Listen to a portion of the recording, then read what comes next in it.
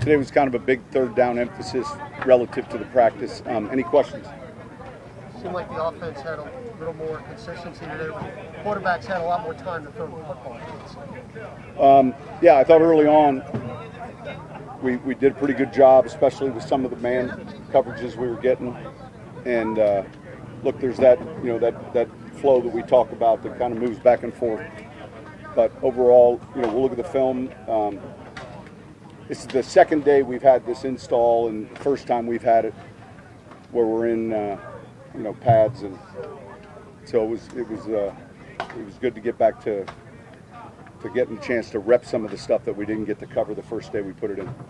Sean, Taysom's been a little lighter this year. Is that something you wanted, or how do you? Look, he's pretty good with his weight, and if it's down, it might be down 5 pounds. What we do before summer is we go through every player's weight. In a staff meeting, we talk about what their weight was last year. Do we want to move it up or down? And we come up with their reporting weight, and then they sign off on it. We all, just so we're all on the same page. So periodically, there's some guys that need to keep their weight on, and then obviously guys that need to keep it off. So I don't. It might be down some, but I don't know that it's that significant, or it was something that we sat and, he's pretty comfortable. He knows he's been in it long enough to. A lot of them will cut weight a little bit in this first month, but yeah, I think he's probably in real good shape. Sean, you guys have had an extended look at Ken Crowley over the years. What are some of the elements of him that make you guys continue to Well, he can run. He's got good length. Back in 17, I think it was, he ended up starting in the second or third, fourth week of the season, and started that whole year for us. So he's got a lot of experience, but his athleticism, his speed, his range are some of his strengths. Sean, can you talk about the value of having both Malcolm Jenkins and Patrick Robinson, play the same position, but they do have sort of similar stories getting? Yeah, it's interesting, and it's pretty common, I think, in our league. Those are veteran players that at one time we drafted, first round for both of them, and there's a reason guys are able to play a long time in this league, and one of them is just intelligence. They understand who they are. They embrace that role, and I think both of them are familiar with the program, and conversely, we're familiar with them, and so you kind of know what you're getting, and it's an easier decision in free agency than someone you haven't really met or worked with before. Sean, is it at all surprising that Chris Hogan's been able to pick things up so quick at this? He's a quick study. That happens with some players. They just have real good football instincts. Aside from just picking up the offense, one of his strengths is he's a savvy player. He's smart. He understands leverage and is real good with his technique. So I've been encouraged with how he's come in here and made an early impression. Sean, when Quan Alexander got hurt last year, did you think him being ready and available, at this point in time, was unrealistic? Well, look, it was Christmas Eve. I remember calling him, and it was after that night game, and he was just, kind of back at his condo, and at that point, there's a lot of frustration because it's not like a 3-week or 4-week injury. It's something that he knows is going to cost him the season. It's hard to project the recovery period, especially for an injury like that. To his credit, he's obviously worked really hard to come back off of it. He's had some hurdles, and I think the one thing that is the one thing that you can tell from him is his love for the game, because a lot of players maybe at this stage with some of the injuries he's had, might have looked at it differently. But I'm encouraged with where he's at. I don't know that at that time, we put an immediate time frame. We just knew it was season ending, but you also knew the player and how he was going to respond, and so he's got a lot to do with being out here right now. After 7.5 months. Sean, when you remove somebody like Drew, who's been here for so long, from the pass protection aspect, how much time you guys? Significant. Yeah. No, it's significant.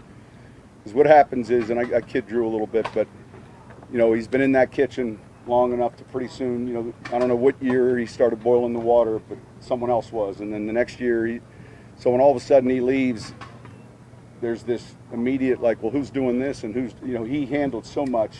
And you don't know, it didn't happen in 06, you know, it began. Right. But during the course of 15 years, all of a sudden, you know, he's doing the dessert tray, and he's doing the frickin' appetite, you know, it just, and that's something that really he enjoyed, and so I think when that happens, you revisit your baseline, and everyone else, you know, begins to understand their role, and then you build on, you know, the player that's in there, but that is significant. Sean, King Crowley is someone who just seems like he never says die, like on any opportunity, even if it doesn't work out for him. I mean, Yeah. something about his mentality. Look, you know, he came in the hard way, and there's some grit and toughness to him. I would agree. So you know, you pull for guys like that.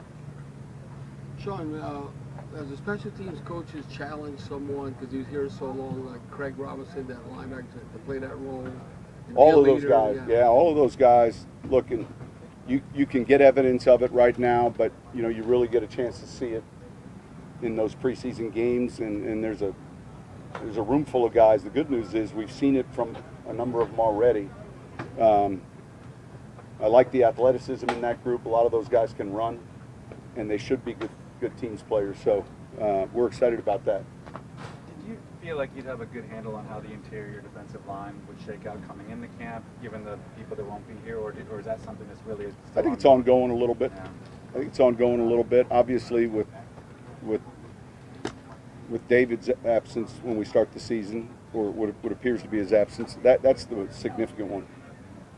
Sean, with having preseason games this year, like, does that change kind of how things are on your radar as opposed to last year, and even like some of the guys you have here, knowing that other teams are going to be able to scout against that way too? Well, look, it's 3 instead of 4. We'll try to have a plan in each one of the games and an objective. There's, you know, that time frame at which the roster's cut down, and then you're able to put together your practice squad. I think it's one less game. How you play those games maybe relative to reps with starters and backups might vary around the league. I guess I was getting more into looking at other players around the league and having an opportunity to see who else. Well, you have one less exposure. Yeah. Yeah, you have one less exposure. Sometimes you're going off a college grade. If you're looking at a rookie who was released from a team and you had decent grades on them, maybe you don't have as much exposure as you'd like in the preseason tape. But the assignment in the task of trying to scout those other games is still awfully important. And you know, we can point to a number of players. Taysom is one of them that we claimed off of the final cut. You know, when you get a player like that, you know, that comes in, I don't want to say free, but without, that's a good thing. All right, thank you.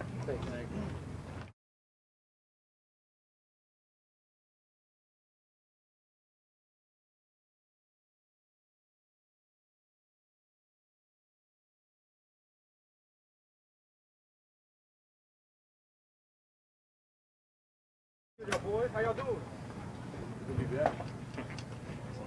What's up, guys?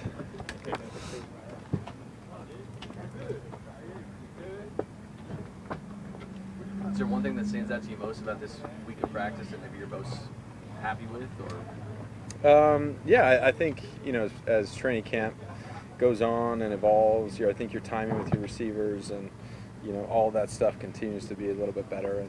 And the way that we've done this training camp is we've had, you know, 3 practices at the same install, which I think has allowed for young guys to step up and play fast. You know, there's usually a learning curve as new guys gets in the offense, and says, you know, this is our first full weekend of practice, and you've seen that. Jason, when you guys are doing like the position-specific stuff, I see you guys throwing into the nets. You're trying to throw into like the trash can stuff. Yeah. Like, I know that stuff you're actually like working on specific things there, but having the actual competition aspect of that too, it seems like you guys enjoyed that. Yeah. I think it's a fun way to get good drill work in, and we've been playing sports since we were little kids, and so it's all about competing. And if there's nothing on the line, then it feels a little bit different. So we certainly have a lot of fun with it, but it definitely gets competitive. Who's winning right now?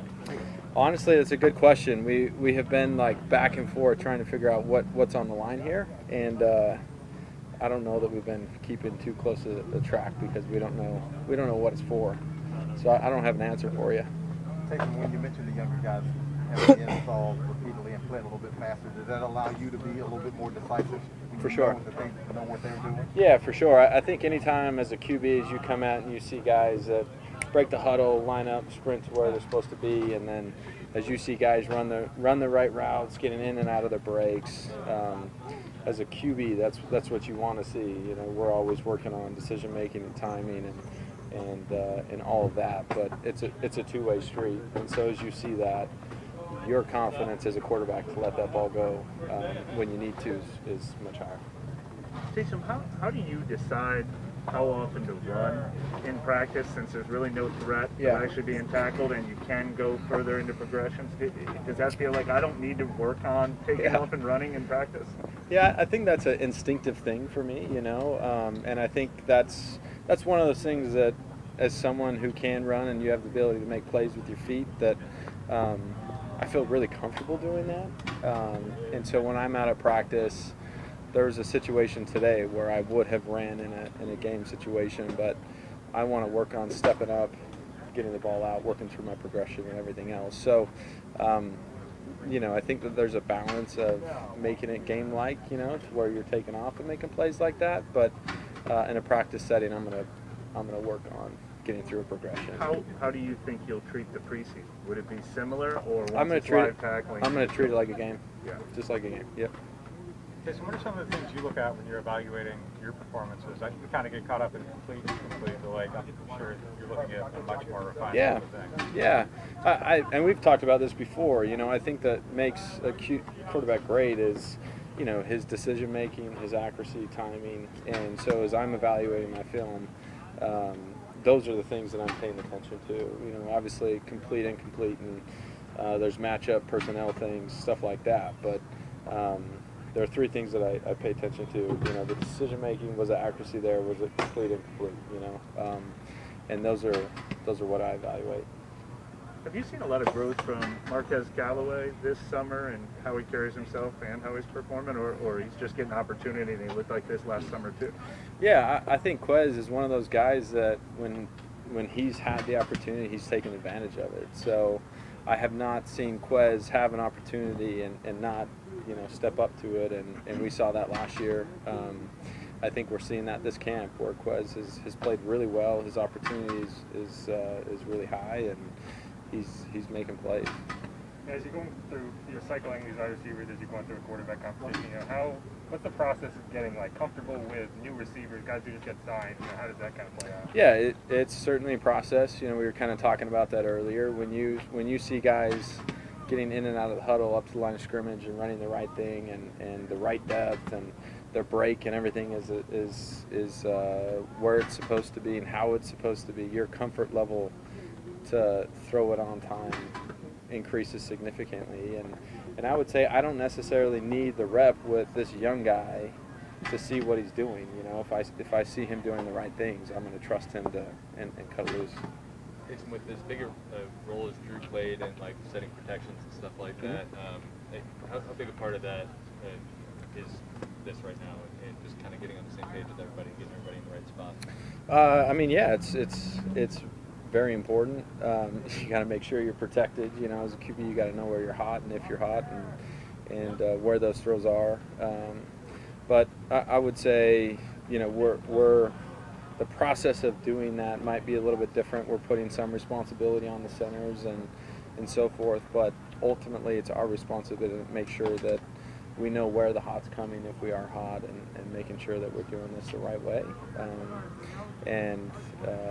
I think the process of doing that has been no different than you know, what Drew was doing when he was here. I just have a quick one on what you're actually seeing on the other side of the line of scrimmage, just from your position, 11-on-11s, and maybe watching film. With all the turnover on the interior defensive line, do you get a sense or have any questions of how the guys who are filling in there are doing in terms of being disruptive?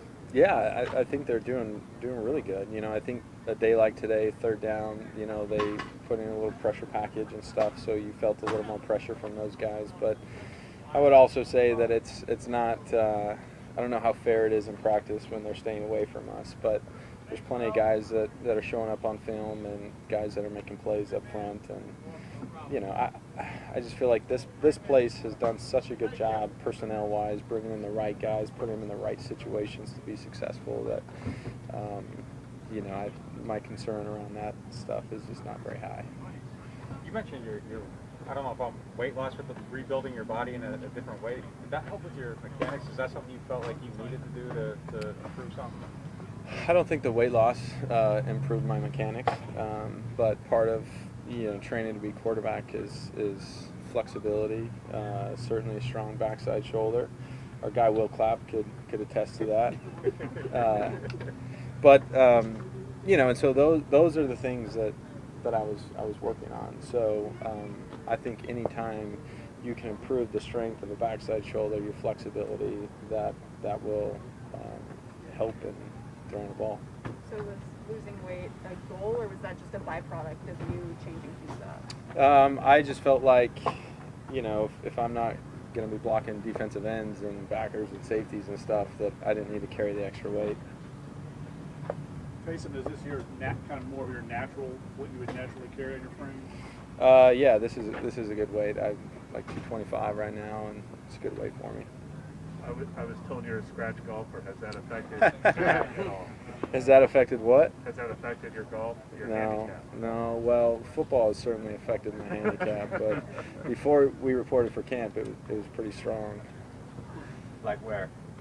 I was playing at a 4 before I reported for camp. 4. Yeah. All good. Thanks, guys. Thanks, Jason. That's about time.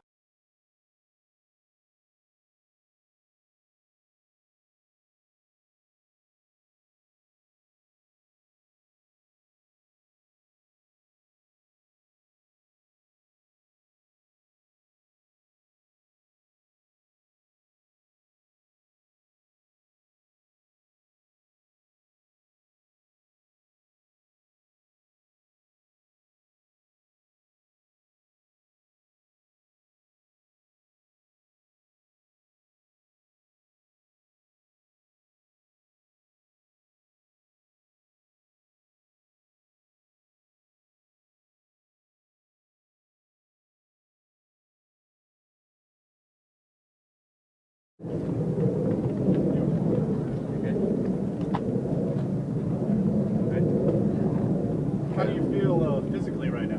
I feel legendary, man. Just ready to get back out there. We're taking it kind of slow, you know, easing me back in. So whenever I get my chance, I'm gonna be back out there. How's it feel being back? Legendary. I was trying to get back. I was trying to tell them to hurry up and come back and get me. This is where I wanted to be, and since I came, you know, I've been having fun. This is where I wanted to be at. What was that off-season process like, knowing that you wanted to be here, but you had to get healthy and work out contracting? It's the same, just like all the regular all season. I treat it all the same. You know, I know I had to come back from my injury and everything like that. So I just took it. I took a better approach. You know, I took care of my body, made sure I was healthy. You know what I'm saying, eating right and everything. And now I feel legendary. Did you work with Dr. Reed before, or was that new this offseason? No, this is my first time working with him this year. And what brought you to him? I just saw Alvin going. You know, I talked to him about it. I seen how where he was moving with his balance and everything. So I went down there with him, and he was so legendary. He had me getting right, doing all kind of stuff to get my body right, balance and all. You know, and I appreciate everything from him. How close do you feel you are to being ready? I'm 100%. I know I'm 100%, but I'm just easing in right now.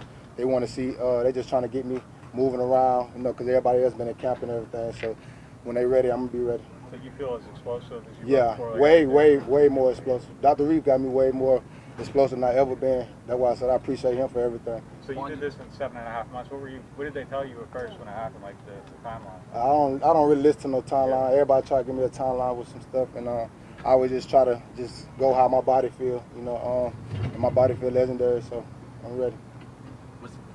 Was it shocking at all, like how quickly you did come back though? I mean, was that?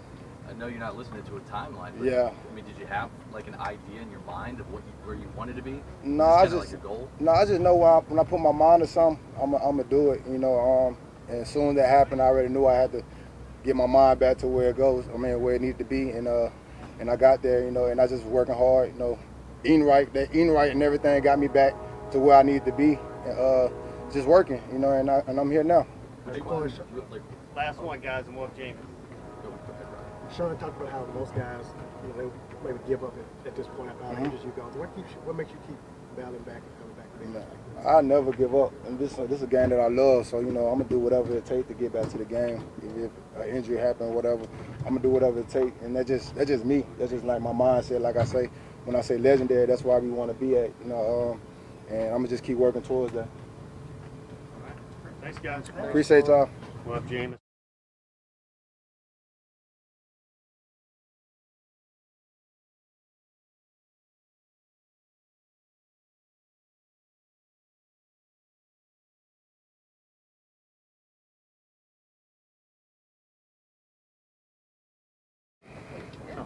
Good. It's been 2 beautiful days out here, huh? It's different. It's different, huh? Right? Yeah, no doubt. It was thick today, but not hot at all, huh? Jameson, how do you think you're doing so far? My goal is to get better every single day. What's your name? Jeff. Jeff. Yeah, Jeff. My goal is to get better every single day, and I know this is a process. So every day I'm tallying up how I'm doing, and I'm trying to get better the next day.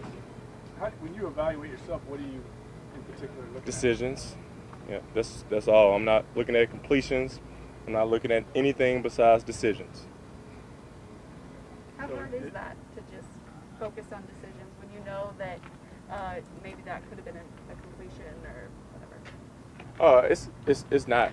It's just the process of how I'm trying to do things, and I know ultimately the more great decisions we make, the better we're gonna be off. Maybe she said you're just judging a decision that you're really kind of trying to get that better day by day. Are you seeing that progress day by day? Are you making the faster decisions and those things? Oh, absolutely. We're getting better now. We're getting better, and we're looking good too. So we got to keep looking good, and obviously the consistency had great opportunity these past 3 days, really in particular, to get some great work with the young guys. Having guys like Esau Winston stepping up, having guys like Jalen McCleskey step up. Great to have Tommy Lewis back. That's my guy. We had built a great connection on the scout team last year. So these young guys have been stepping up. We're down to 3 tight ends. So Jawan Johnson, Adam, has been having to do overwork. So it's been great to get some work with these guys and build, rapport with some of the guys that I haven't been thrown to at early in camp. You felt like you've gotten better every day, and if you come off the field and you don't feel that way, I guess what do you do to correct it? I'm going to study. I'm going to put my feet in the ice tub and I'm studying. Right. I'm trying to see what can I do. How can I process faster. Right. There are some plays where I do make the right decision, but like you said, how am I getting there quicker? Right. How can I eliminate things in our concept to get to the right place faster? Me and DeMario was talking about something yesterday. I hit AK in a wide route to the left. DeMario said, hey, it's man coverage. Once you recognize it's man coverage, you got to get there now, because if you give me a step, it's too late. Obviously, DeMario Davis is one of the fastest middle linebackers in the league, so it was kind of misconstrued. I'm just like, come on, DeMario, you compared to another guy, it's a different story, right? But we have elite speed in our division with Deion Jones and Devin White, so that one step makes a difference. So learning from those guys, from my veterans like DeMario and Malcolm, has been very challenging to me. So I weigh that into my decision-making process as well. Okay, so if you have a practice and you, didn't like it, you would go more towards the mental aspect of it versus, I don't know, like staying on the field and throwing extra or Yeah, whatever. absolutely. So it's mental Visualization versus is the physical. key, right? Like I'm trying to visualize that thing. I'm trying to make that thing Bujade, right? I'm trying to do it. I'm trying to visualize it happening before, you know what I'm saying? You heard the deja vu. I'm trying to visualize it happening before, you know, it even happens, right? Like before. Like I'm skipping that process. You know, that's actually a thing. So James, you talk about going the right place with the deep ball. How frustrating it is at times, man. I know I'm in the right place, slightly overthrown. Does that maybe thinking I know who I'm throwing to, put more air under it, or what? We get another chance. It's not frustrating, right? We get another chance. We get a chance to build, you know, the camaraderie with these guys. We're gonna connect. I like, you know, I look back and I'm just like, man, it's just been 1 week of this. Man, we got a long way to go, right? We can't get too high, we can't get too low. That's what Coach Sean was preaching the other day. We can't get too high, we can't get too low. We gotta stay there in the middle, and we gotta be composed, and we gotta go out there and execute every single day, because Jeff, like, that's what it is. It's about executing every single day, right? Is there such a thing as a quarterback-friendly offense? And how would you say, is this offense have enough outlets and things where it can be friendly? I would say this offense has enough weapons to be very quarterback friendly. Have to have an elite offensive line, one of the best back tandems in the league, right? With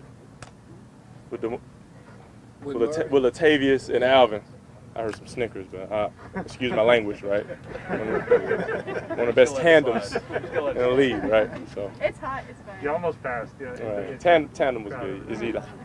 Are you more excited or eager for a preseason game than maybe you ever have been in your career after waiting 2 years for one? Man, I'm excited to go out here and compete against, you know, my teammates every day. You know, I've all things aside, man, I'm grateful to be out here and have the opportunity. Like, I'm grateful to talk to you guys, right? Like, I have embraced this process. I've been through, you know, the thick and thin, like, as a quarterback in this league, man. I am taking every day, you know, I'm never taking a day again for granted. You know what I'm saying? So I'm excited, you know, and I think our defense does a great job of mixing things up. You know, we get on some of the DBs a little bit. You knew that route was coming, but like you said, you know, the way Sean and Pete and RC are doing things up top, man. We put our guys in different situations where I have defenders coming to me like, hey, man, like I thought this was coming, and it's different, like, and it hasn't been like that at other places, right? Like sometimes we know this is coming, but we're mixing things up.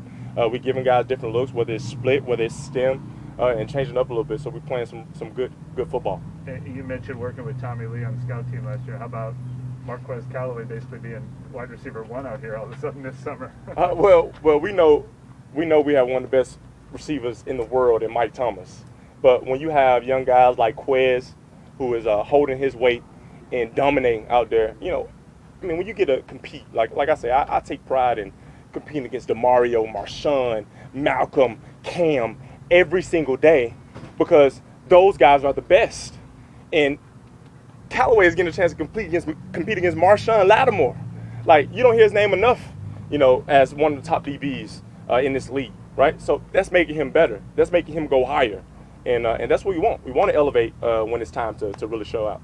James, just observationally, like, speaking with you since you came here, like, you kind of almost talk like a pastor, like, if you will, almost. Like, I mean, is there any part of that personality that you feel like you developed, or has that always been something that's you guys, anybody, that's just me, you know. that's just me. That's like, I've always been optimistic, but sometimes I've been too optimistic, right? I think I kind of had a fine tune of just understanding reality a little bit. You have your ups and downs, but man, like, my gratitude was built from my father, from my mother. You know, I had some very humble beginnings. And you talk about pastor, like I know my Lord and Savior got me. You know, I was listening to a sermon about Tony Evans he said Jehovah Jireh. You know what that means? That means the Lord will provide, right? So I'm banking on that. You know, so when I come out here and I apply myself every single day, I work my butt off, right? It doesn't matter how I speak, right? As long as I'm out there doing my job, as long as I'm out here being the best man I could be to y'all, to my teammates, you know, I'm getting the job done. So regardless of how I speak, regardless of how I carry myself, you know, I'm trying to be the best man I possibly can be. I got 2 sons, right? I'm rocking my one son on my neck right now. So I got a lot of things I got to represent, you know, and I understand it's bigger than me. And I want to show these guys, like, hey, like, I'm a CEO in this thing. You know what I'm saying? I'm ready to take that next step, and it's a privilege to be a quarterback here, man. So I got to carry myself a different way. I'm not a 21-year-old kid anymore, right? Like I'm a grown man, I would say. This is big man status. So in terms of the legacy that you could potentially create for yourself and all the people who care about you, is it helpful, or do you ever think about how important it is to fulfill the promise of having been national champion, Heisman Trophy winner, first overall pick? Is that something that's helpful to think about, or do you think about it, or do you kind of block out the past? I think about, again, man, how grateful I am to be in the position that I am in now, right? Like I said, I can't take that for granted anymore, because you don't know when it's over, right? You don't, we lost Coach Knapp. You know, I remember working with him at the combine, right? Life is short. You don't know when it's over for you. So every day you can't take for granted. You got to embrace it and move forward. Like, yeah, we won the national championship, man. It's great to see, you know, teammates like Devontae Freeman in the locker room. Derek Kelly, you know, being on a great team with him. But, like, man, is that it? You know what I'm saying? Oh, you won the Heisman. Is that it? Man, it's almost 10 years ago. You know what I'm saying? Like, how much have I grown 10 years? How much have you grown the past 10 years? You know what I'm saying? So we just own the bigger and better things, and how do we do that, right? How do we process that? You know, how do we accomplish bigger things? It's day by day, right? Day by day we get better and better. That was a little prayer we said in high school. Like, high school, it's like 15 years ago, right? So, like, you learn things that you learned at a very young age, and you try to apply them now. James, when you're watching film and grading your decisions, what are some of the things you're looking at as you grade those? What's that process like? Again, how can I process the information quickly? You know, how can I execute better? Was it the right decision, right? And that's it. I try to keep it simple. I don't try to get too in-depth. You know, typically when you overthink things, it's not really the right thing. We try to keep everything simple and go out there and execute. You saw your love of the game even during stretches at the very beginning of practice. How much motivation do you draw for this season from Tampa going all the way last year? You know, my motivation is bigger than another team. My motivation is these teammates out here with me right now. My motivation is, you know, my family getting in town today, right? Like, I know it's bigger than me, so that drives me every single day. And like I said, like, me getting a chance to be out here on this football field in a very mild summer day in New Orleans, it's a privilege. Back to the Drew was here, obviously, for a long time, had his fingers in everything on the offense. So when you're looking at the process of setting the protections of the offensive line, you guys have to almost kind of build that back up from scratch. How do you kind of view that as the quarterback's relationship with him? Man, I'll tell you one thing. Drew started here in 2006, and that was a long time ago. So these coaches, they know what they're doing, because we didn't have pretty much the same offensive staff, you know, since 2006. So the guys we got working up top are great. They're elite. So I'm letting them do their job, and I'm just doing what they asked me to do. And I know if I do that, I know that's what 9 did, and look how he turned out. So I'm definitely just gonna listen to them, and hopefully, you know, great things happen. As an energy guy, Last one, the folks. defense got an energy guy back in Quan. He's been around here. Take it you're a fan. Absolutely. I love Quan Alexander. Been knowing Quan since I was 14 years old, right? Just think about that. You know somebody since you were 14 years old, you get a chance to play football with him, right? Think about how much adversity he has faced. Now he's overcame and was resilient. Like, that inspires me. So why would I not want to have high energy? Why would I not want to persevere when there's all eyes on you, right? James, did you grade yourself in the Gauntlet? Listen, Jeff, the first time I went through that Gauntlet, I blew it up, okay? See that, didn't I? Yeah, I know they don't show you that, right?